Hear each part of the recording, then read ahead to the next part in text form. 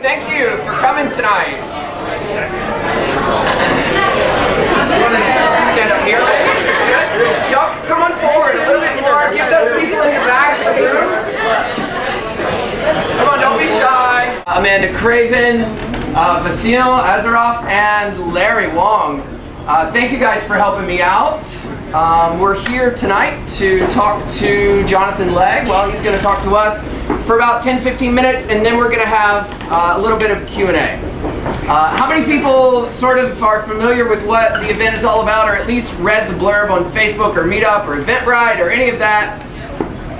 Everybody knows that this guy is a travel aficionado, to say the least.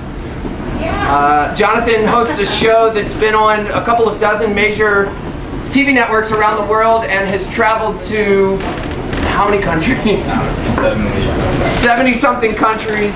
I'm lucky to call him a friend and have been on location with him in a couple of cool places like Russia. I hear there's Russians here, right? Russians? There they are. And Philippines and a couple of other awesome places. So our life hacking events as a series are just to sort of talk about different topics that we want to improve in our each and everyday lives. The last one we had was about communication with David over here on the sofa. This one is about travel hacking, so we're going to talk a little bit about some of the secrets and some of the great things about travel, places to go. I'll let Jonathan cover all of that.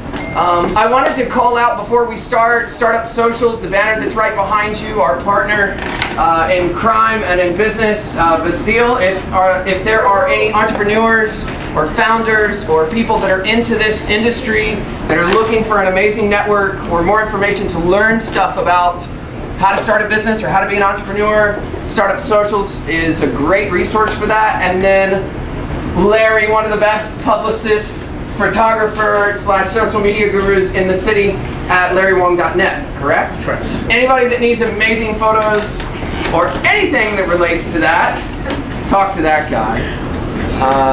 With that, I will bid you adieu. Jonathan, if you would take it away, and then if you guys want to ask questions, feel free to ask whatever you want. Guys, thanks for coming out. Thank you, Clayton, for organizing this. I'm the host, co-producer, and writer of Road Less Traveled. We're on major networks around the world, including TLC, Travel Channel, National Geographic. What I'd like to talk to you about today are about empowering perspectives that I've learned through filming the show and through traveling. Now, traveling for me is as simple as this. It's having experiences that are unique to me with people who are different from me. It's as simple as that. So I can have these experiences on the next block, in the next city, or across the ocean. In fact, every time you step out of the door, you can travel. You can have unique experiences with people who are different than you. You can be a traveler every day. There are a lot of parallels between travel and life, and what I'm going to tell you applies to both, and I'll try to mix in some travel hacks. Now, at the start of a trip for pleasure or business, I can begin like this. Let's go to Croatia and find some interesting things to film. And if I start like that, we're going to have a good trip. I'm going to make a good episode. But the best trips, the most dynamic episodes, always have the backbone of a theme running through them. In life and in travel, having a mission, even if it's a silly mission, is better than having no plan at all. In Vietnam, we got a tandem bicycle and we filmed in different neighborhoods in Hanoi, picking up a variety of passengers, miking them and learning their stories. In the Himalayas, we rode over the mountains and visited monasteries that had a link to the missing years of Jesus story. And in Malaysia, we had a really silly theme where we were going on these kind of strange internet dates throughout Kuala Lumpur. One of the girls invited us to a party, and I overheard her and her friends talking about a political situation in Sarawak where indigenous tribes were being exploited by the political elite, and no one was covering it. So our silly plan morphed into a serious plan. We went in, we covered it, and I'm very proud of that body of work. It would have never happened if I started the trip like, let me find interesting things to film in Malaysia. But because I had a plan, it ended up in a special place. Now you might be thinking, Jonathan, this is easy for you. You host the show. How can I have a plan? Well, the truth is, when we get accosted on the road, and somebody's like, hey, what are you doing over there? Very rarely do I drop the name Discovery or Travel Channel, because if I do, I see dollar signs glistening in their eyeballs. So I usually just say I'm a travel blogger. I'm Jonathan Legg, having the adventures of Jonathan Legg for jonathanlegg.com. And guess what? All the doors still open for me. It turns out people just like exposure. So you too, with your Twitter account, your Instagram, you can be a travel blogger. And don't just do it to open doors, do it because these people and these places deserve some exposure. You're going to be the one to give it to them. Some ideas of silly themes you can sprinkle into your trip. Instead of just going to Egypt for the pyramids and for Luxor, why not decide you're going to find the tastiest, juiciest shawarma in Cairo? Going into all the neighborhoods, asking around, hey man, what's your favorite place to get a shawarma? Instead of just going to Vegas to have fun, how about renting a 4x4, driving down the old Mojave Road through the desert, and stopping at the 4 or 5 springs along the way? You could fill up a canteen of water, and when you get back home, invite all the friends who couldn't come to Vegas and say, we're going to have a canteen water tasting party and determine collectively which water is the freshest and most effervescent. Instead of just going to Slovenia to see the castles, you could make a paper airplane and throw it off the 5 highest peaks in the Julian Alps and determining which flight was the truest and longest. Now these are all silly ideas. They're ridiculous. However, they're going to introduce you to people you usually wouldn't meet, and you'll go to places that you usually wouldn't go. You'll have unique experiences with people different than you. Okay, I've got my silly plan. Now I'm getting on the plane. A couple travel hacks. I wait till they call my name. I'm the last dude on there. They're all stressed out looking to manifest, and here I come. That way when I get on the plane, there's an empty row, brap, I lay out. I'm knocked out for the flight. Also, I bring a bag of candy or some treats, and as I get on, I give it to the first flight attendant, and I say, this is for you and your crew. If there's leftover, give it to the pilots, but you hook yourselves up first. Now I do this principally because it's a cool thing to do. Being a flight attendant can be mundane, but also you might get hooked up with a free cocktail, a free meal, an upgrade. You could get laid. I don't know if that's interesting to anyone. Now, when I get on the plane, this is the first time I'm emotionally present with the trip. Now, what do I mean by that? If you ask me afterwards, hey Jonathan, I hear you're going to Guatemala with World Less Travel. Are you excited? I'd say, yeah, I guess so, but I brush it off. I'd say, but yeah, look, dude, we're in San Francisco, one of the greatest cities in the world, in this room full of super interesting people. There's Alex Kane, here's Vasil, there's Larry Wong, Clayton Wood, Amanda Craven, Jessica Legg's here, Ashley Torres is here. Why do I want to think of Guatemala when I could be here right now? This moment is only happening now. Guatemala will happen later. So by getting excited about my trip, I'm missing the present moment. And I'm also setting myself up for a trap. Let's do a thought experiment. Let's pretend I have tickets for everybody to Hawaii. We're going in a week. Now take a moment and get excited about it. Yeah. Lose yourself in a reverie. Okay, and I'll lose myself in one. And I'll tell you what I'm getting excited about. I picture myself holding hands with a lover, walking down a soft sand beach. A warm breeze is blowing, carrying the sounds of ukulele. There's a million stars above. You guys got something like that? Well, we arrive in Hawaii, guess what? It's raining. It's going to rain every day. The shoreline is actually a rocky shoreline. It's not sand. Clouds in the sky. You can't see the stars. Now, Hawaii in the rain is still a spectacular place, and it could force us into unique situations with people who are different from us. But that disparity between our expectations and the reality is so great, we're going to be in a little bit of shock. And we'll waste precious time brooding and bitching about the goddamn rain instead of just enjoying it. Because we created this mental expectation that didn't get fulfilled. In life and in travel, controlling your expectations is key to happiness. Now, speaking of being present, there's another trap waiting for us when we arrive. There's a trap in life that some of us might be in right now. And that is thinking about things in terms of destinations, A to B to C. The Coliseum, and then we're going to go to Trevi Fountain, and then we're going to Piazza Navona, and anything between those things is either an obstacle or an annoyance. But let me tell you from experience, the things between A and B and C and D are going to be the best things in your trip. You've got to be present with it. In the Philippines, I got busted guerrilla filming this miraculous Jesus statue and sent to the office. I got in the office. I could have been brooding over that encounter with the guard. I could have been thinking about the next thing, getting excited about my B or C or D.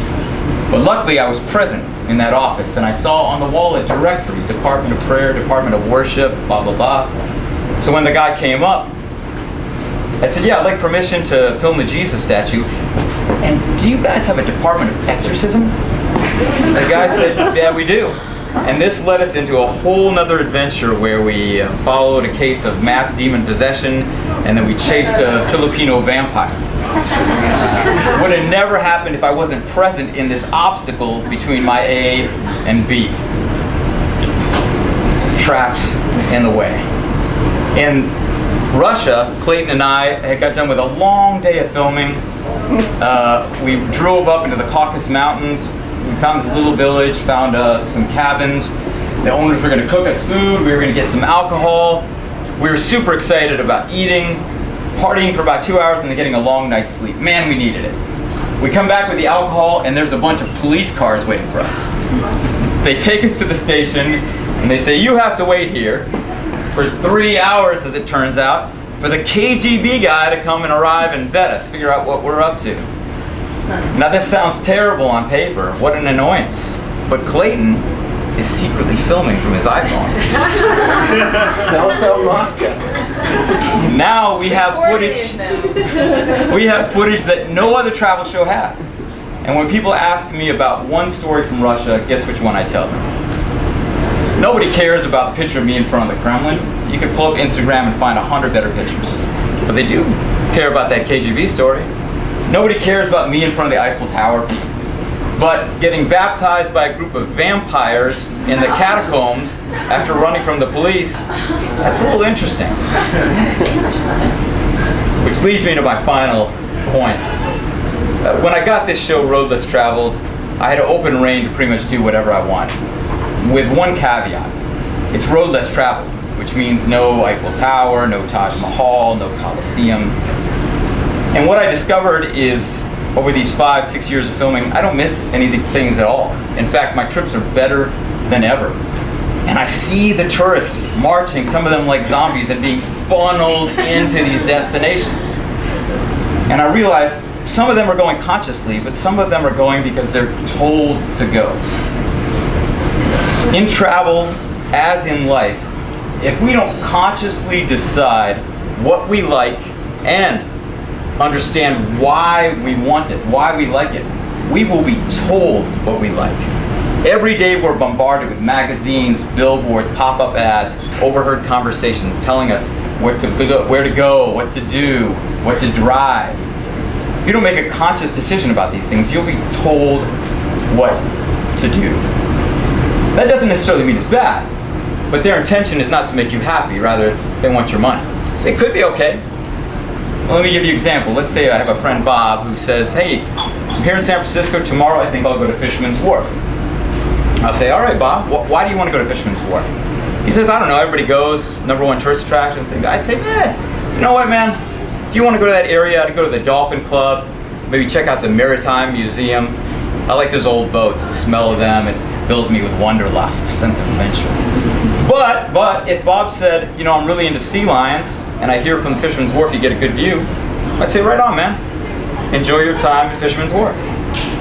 Likewise in life, if Bob came to me and he said, Johnny, I'm thinking about buying a brand new Range Rover, I might say, you know, Bob, I never see you driving off-road. You don't have a lot of shit. You don't really need the capacity. Why do you want a Range Rover? If he came up with an answer that basically led to the chicks will dig me and guys will think I'm a man's man, I'd say, come on, dude. You drinking the Kool-Aid? Be authentic. Why don't you just become a man's man? Become the kind of guy that chicks dig. Work on your personality. Do it the real way. But if Bob came to me and said, you know, over the years, my friends and I were kind of drifting apart with responsibilities and work, and it makes me sad because friendship's important to me. And this year I made a New Year's resolution, and I got my friends to agree that 4 times a year we're going to go deep into the national park, really remote areas, and we're going to bond as buddies. We're going to get into an environment where we can open up and really connect. Then I'd say, great fucking plan, man. Buy that Range Rover, or FJ Cruiser, or Pathfinder, whatever it takes to get that job done, because that's a great conscious plan. So in summary, have a silly plan through your trips. You steal one of mine, I'll write a blog, I'll give you a whole bunch of them. And just compare it to the average trip where you do what the guidebook says or you do what everybody else is doing. Try one with a silly mission. See how you feel. See what you experience. Be present with your trip only when you're getting on the plane. Enjoy the now, right now. When you're on the trip, look for those times between A and B and between C and D.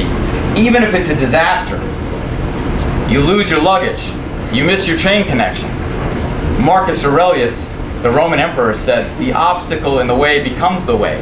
Although it's a hassle, it's nerve-wracking. If you can look through that experience, there's a door on the back side that could lead to your best memory. Trust me on that one.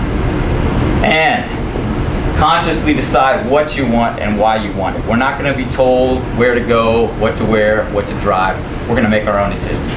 And we're going to leave here as travel bloggers who have unique experiences with people different than us, and we're going to shine our light on brilliant people and destinations that deserve it. Thank you for sharing this moment with me.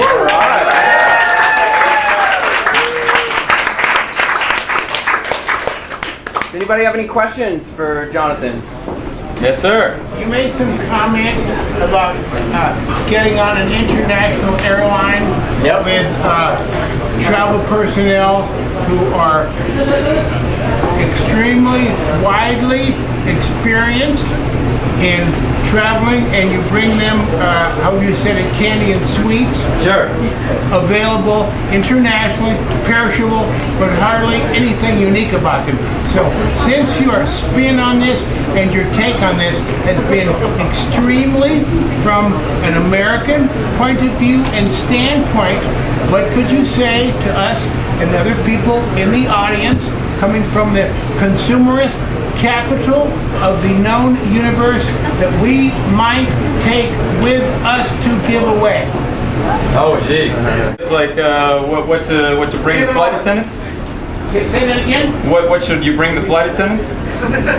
Forget the flight attendants. These are extremely sophisticated individuals who have traveled everywhere between here and Ulaanbaatar and Buenos Aires on a regular. Well, to cut you off, I was a flight attendant for a few years. They're not all sophisticated individuals. There are some, and there are some. So, getting back to the point, it's your intention, man. It's your intention. what American stuff could we bring them that is unavailable to them? Good question. Yeah, I don't know. And if you don't have the answer, I'll tell you. You know, I'll bring something for the flight attendants, but I bring nothing with me typically on a trip. How about something they haven't seen before? Sure.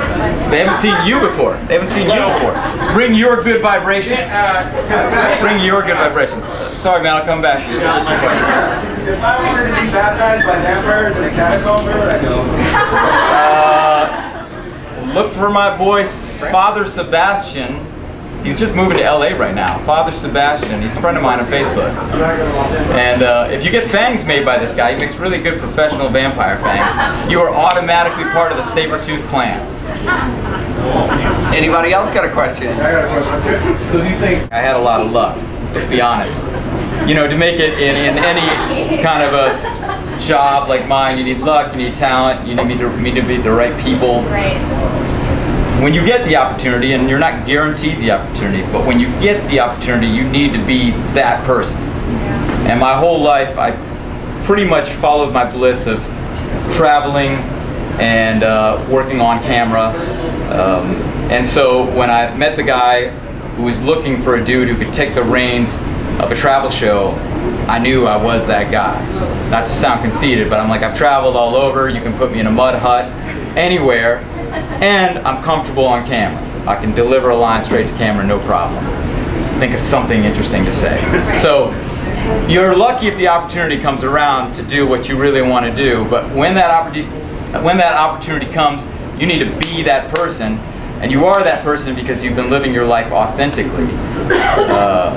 Living your life authentically is key to a lot of happiness. You're never going to find your true friends unless you're vibrating on your real frequency. They can't even hear the channel. So you want to find the job that's best for you. You want to find the friends that are ideal for you. Vibrate on your real frequency, no matter what you like. Something I learned from Burning Man, where I met this guy. You go to Burning Man, you'll see all kinds of people vibrating on strange frequencies.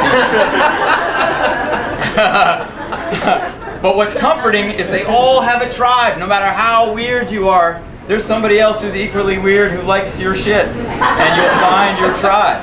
So be confident that if you break out and you tell everybody you're into this bizarro thing, you'll find other people who are into that bizarro thing, and you'll be happy. Yeah. Anybody else have a question for Jonathan? I got a question.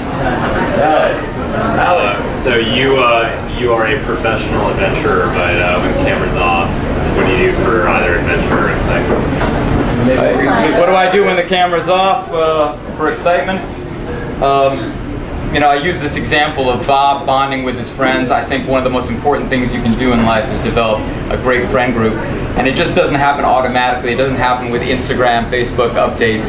You need to make a conscious effort to create experiences that you and your friends can share, which will bond you. So I try to say yes to these things when they're offered to me. Like, hey, we're all going to this sand dune in the Black Rock Desert. We're going to trip on acid and climb the dune when it's blowing 50 miles an hour. Yeah, let's do it. And I also try to create these experiences and put in the energy of sending out the messages and getting people excited and nagging people like, come on, man, what are you doing? You're not doing anything this weekend. Come. And it takes a lot of energy, but it's worth it in the end. It's an investment in friends. They're going to make you happy. They're going to be your support system. Invest in it as much as you invest in your career. Question over there. Did you ever have to overcome FOMO? Fear of missing out? Great question. That is a good question. Fear of missing out, yeah. I mean, you can't do it all. You absolutely can't. So just be present with where you are and enjoy what you're doing. Try not to think about the next thing. It's like getting excited about your upcoming trip. I don't even think about it. I put it away from my mind. Macy? I know you're very much into the present, but what's next for you? What's next is I'm developing a show with a good friend of mine, Armando Valdez. We're creating a travel show that's going to mix spirituality. One of the things that gives me the greatest pleasure about my current show is communicating empowering messages to the audience. I slide them in there, and little political things I care about, like ending the war on drugs, for example. I gotta slide it in there, Asking every Russian what do they think about Putin.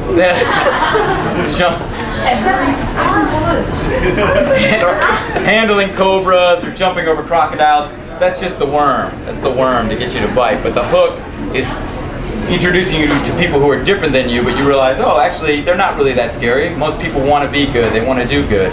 Oh, I can actually do what he's doing. It doesn't look that hard. Oh, I never considered it. Turns out in the Philippines, the same guy who busts you for drugs, deal the drugs. Make money off of it. Yeah. Maybe there's more to what they're telling us about it's good and bad and basic morality. So I try to slip these messages in and just plant seeds in the audience's mind. In this new show, which will introduce spirituality into travel, I'm excited about all the ideas that I can put out there. Because I don't want to offend anybody, but I can feel like traditional religions are receding a bit. They're losing their grip, but people still want something. We still want to feel connected. And I believe there are more empowering, less divisive ideas out there that I want to present to the audience. Subtly, the hook will be in the worm, so to speak. Good question. I got a two-part question. Yeah. So number one, first part question is, do you find yourself saying yes more than you say no? At whatever situation it is, whatever life presents to you. And the second question is, how do we follow you? How do we watch your show? When does it air? give us information about that also. Great questions. Yes, I do say yes to almost everything. The only thing I'll try it. You give me something, I'll try it. You say, let's do this crazy activity, I'll do it. The only thing I consider, it is a little morbid, but I don't want my parents to bury me. I should bury my parents. So I'm going to die one day and that's fine, but I want them to die first. So I do consider that when somebody's like, hey, you know, you want to jump over this flaming pit. I consider the risk reward, you know, is it really worth jumping over the flaming pit, and will my parents have to spread my ashes somewhere? You can find me on jonathanlegg.com where I blog. I will put up a new blog about interesting themes you can sprinkle into your vacation, besides the 4x4 through Vegas and the water and all those ideas. I'm on Instagram, Jonathan_Legg, Twitter, and the show is on Outside Television here in the States, TLC in Latin America, Travel Channel in Europe. We're working on new deals every day. I'll keep you posted as best I can. I'd love one more question. What's the closest death experience that you've had? Closest death experience was either handling cobras in Vietnam. They were super reckless with it. We came into a room like that and they opened up a bunch of trap doors, pulled out the cobras, picked them up with iron rods. Here, take it. Woo! And then at the end of the experience, they wouldn't show me the anti-venom unless I paid them $200, which leads me to believe they wanted me to get bit. Because you got 15 minutes to negotiate if you get bit by a cobra. And then again in Kashmir, we found this tomb where possibly, Jesus is buried after being resuscitated. He realized he had to get out of Jerusalem. The Romans didn't mess around. Like if he was walking around the next day, they would have cut him up. So where do you go? You go to the west, it's the entire Roman Empire. But you could take the spice route or the silk route to the east, to a country of religious tolerance and freedom, which was India. I'm not saying it's true. It's very speculative. But we went there, and the area is now in a very separatist region, very fundamental region. And in Christianity and in Islam, it's blasphemy to say Jesus is dead in the ground.